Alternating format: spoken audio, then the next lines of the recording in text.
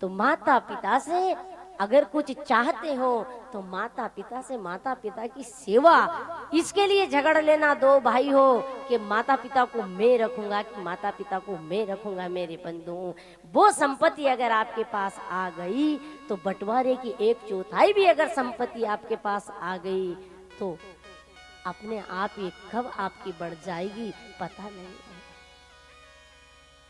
माँ और पिता से बड़ी कोई दौलत नहीं है। माँ पिता की सेवा से बढ़ के दुनिया में कोई सेवा नहीं है। भगवान कहते हैं, शिव जी तू मेरे मंदिर में आके मुझे कुंटलों से दूध चढ़ा रहा, पिता को घर में तूने पानी का गिलास नहीं दिया तो तेरा वो कुंटल भर दूध निरर्थक है बेटा। जब तक घर में पिता है, व्यासपीठ मंदिर में जाना का विरोध नहीं कर रही है, समझना नहीं तो कहेंगे मंदिर का मना किया, व्यासपीठ सावधान करती है। जब तक घर में पिता है, अगर आप शिवालय में जाके शिव की पूजा करो या नहीं करो कोई जरूरत नहीं है, पिता की सेवा कर दी, शिव तुम्हारे घर में तुम्हारे पिता के रूप में साक्षात प्रत्यक्ष शिव है। मंदिर में जाके माँ को चूनर चढ़ाया और घर में आके तूने माँ को रुलाया, मंदिर की माँ तुझ पे खुश नहीं खपा हो सकती। बचपन में अपनी माँ के बिस्तर गीला करता, जवान होके अपनी माँ की आंखें गीली करते हो। क्या तुम्हें अपनी माँ को गीलेपन में रखने की आदत हो गई है क्या? तेरी खुशी के खातिर अपनी माँ ने कभी मंगल सूत्र भी बेच दिया, उस माँ का दिल दुखाने वाला लाल तेरे जीवन में कभी मंगल नहीं हो। तेरे जन्म के खातिर पहाड़ पत्थर पूजे जिस माँ और पिता ने, आज पहाड़ पत्थर बन के उन माँ और पिता का हृदय को हमें कुचलना नहीं है मेरे बंधु। ये भारत श्रवण का भारत है, इसमें माँ और पिता कंधे पे स्थान होता है। ये वो भारत भूमि है। आज इस देश में वृद्ध आश्रम है, इस देश में अनाथ आश्रम है। ये हम लोगों के लिए इससे बड़ी और क्या विडंबना हो सकती है। वृद्ध आश्रम इस भारत भूमि में, इस भारत भूमि में तो माँ और पिता कंधे पे रखा जाता है। ये वो श्रवण का राष्ट्र है, ये वो श्रवण का भारत है। वृद्ध आश्रम, अनाथ आश्रम, माता पिता भार नहीं है। माता पिता तो आपके लिए वो कल्प वृक्ष है जो उनकी छाया में बैठ के आप जो चाहोगे ईश्वर को 1 नहीं 3 बार देना। भगवान आगे कथा आएगी।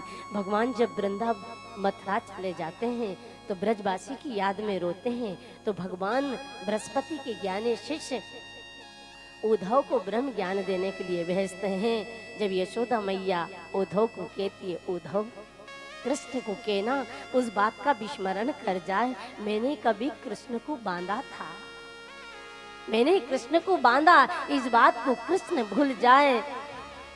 और उद्धव ने जब जाके कहा यशोदा मैया ने संदेश भेजा है, उस बात को तुम भूल जाओ कि मैया ने तुम्हें बांधा। भगवान के नेत्र सजल हो गए। भगवान का उद्धव, मैं सब बात भूल सकता हूँ पर मैं उस बात को नहीं भूल सकता हूँ। मेरे जैसे ब्रह्म को बांधने की अगर ताकत किसी में है तो वो माँ के वात्सल्य में है, मुझे और कोई नहीं बांध सकता। उस बात का मैं विस्मरण नहीं कर सकता हूँ, उस बात का सदैव मैं स्मरण रखूंगा और हर एक भारतवासी को अपनी कथा से मैं यही स्मरण दिलाऊंगा कि मेरे जैसे ब्रह्म को भी किसी की बांधने की ताकत है तो वो माँ की ममता की जंजीर में है, बाकी मुझे कोई नहीं बांध सकता। परमात्मा जिसकी एक भ्रुकुटी से तीनों लोग कांप जाते हैं, वो भगवान मैया यशोदा लाठी लेके आती है तो कांप जाते हैं मैया के भय से। माँ क्या है? माँ जब शब्द हम बोलते हैं हमारा पूरा मुख खुल जाता है। माँ शब्द अंदर से निकलता है। माँ का ऋण, माँ का कभी दिल मत दुखाओ, पिता का कभी अपमान मत करो। एक माँ थी, बचपन में अपने बच्चे से बहुत प्रेम करती थी। एक दिन बच्चे की एक आंख में कुछ लग जाता, आंख निकल गई। बच्चे को ज्ञान नहीं, बच्चा छोटा था। माँ ने अपनी आंख निकाल के बच्चे को लगवा दी। माँ एक आंख की हो गई। बच्चा धीरे धीरे बड़ा हुआ, गांव में पड़ा, गांव से किसी शहर में गया और अब बच्चा थोड़ा बिजी हो गया। माँ को भूला, एक किसी तरुणी सुंदर से विवाह हो गया। बहुत दिन हो गया, बच्चा लौट के नहीं आया। बच्चा तो माँ को भूल गया, पर माँ से बच्चा भूला नहीं जाता। ये माँ की ममता होती है। माँ हर पल अपने बच्चे का स्मरण करती। माँ को लगा बेटा बड़ा हो गया, बेटा अपने मित्रों में, अपने काम में व्यस्त होके मेरा विस्मरण किया, पर मैं बेटे का विस्मरण नहीं कर सकती हूँ। बच्चा नहीं आ रहा, तो माँ को लगा मैं ही बच्चा से मिलने चली जाऊं। माँ अपने बच्चे से मिलने आई तो बच्चा भीतर था। देखा सामने एक नई नवेली खड़ी, गोद में बेटा है। कौन हो आप? बेटी आप कौन हो? मैं इस घर की मालकिन हूँ और मेरी बहू, सास मेरी एक आंख से कानी, ये मेरा पोता है, मुझे देना। ना ना, मेरा बेटा डर जाएगा। भीतर से बेटा आया। माँ ने कहा बेटा, जोर से मन हुआ बेटे को हृदय से लगाऊंगा। माँ को अपने बच्चे से गले से लगाने से जो माँ को खुशी मिलती है, जो आनंद मिलता है, वो माँ ही जानती है। माँ को लगा बेटे को गले से लगाऊं। इतने में बीच में बहू आ गई। ये क्या कर रहे हो आप? ये आपकी माँ है। ना जल्दी इन्हें यहाँ से भेजो, मेरा बेटा डर जाएगा। बच्चा मौन है, बच्चा कुछ बोला नहीं। माँ को लगा मेरा बेटे के पैर में पत्नी और बच्चे की जंजीर पड़ गई, मैं क्यों बाधा बनूं, मैं अपने आप को पीछे हटाऊं। और माँ वापस निकल जाती है बगैर बेटे को गले से लगाए। पर माँ माँ है, माँ का वात्सल्य ऊपर जिसका अंत नहीं है उसे आसमां कहते हैं, और जहां में जिसका अंत नहीं है उसे ही तो माँ कहते हैं।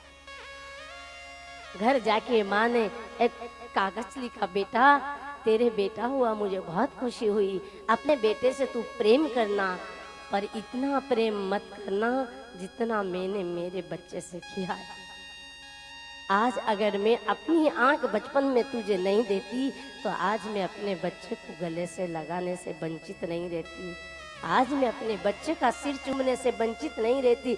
इसलिए प्रेम करना, पर इतना प्रेम मत करना जितना मैं मेरे बच्चे से किया। और चिट्ठी उस युवक के हाथ में आती है।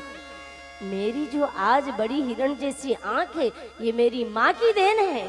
गोद में से बच्चा हटाया, सामने से पत्नी को हटाया, दौड़ लगाई, माँ माँ माँ करता आया। पर जब तक वक्त बहुत निकल गया, घर आया, माँ का पार्थिव शरीर मिला, माँ नहीं मिली।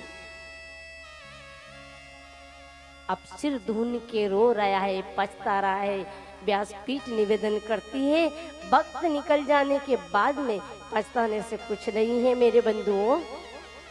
वक्त के साथ में जो हमारे पास है उनका आदर करें, उनका प्रेम करें, उनकी सेवा करें। माँ बाप की सेवा भगवान की पूजा और सेवा से भी बढ़ के हमारे लिए है।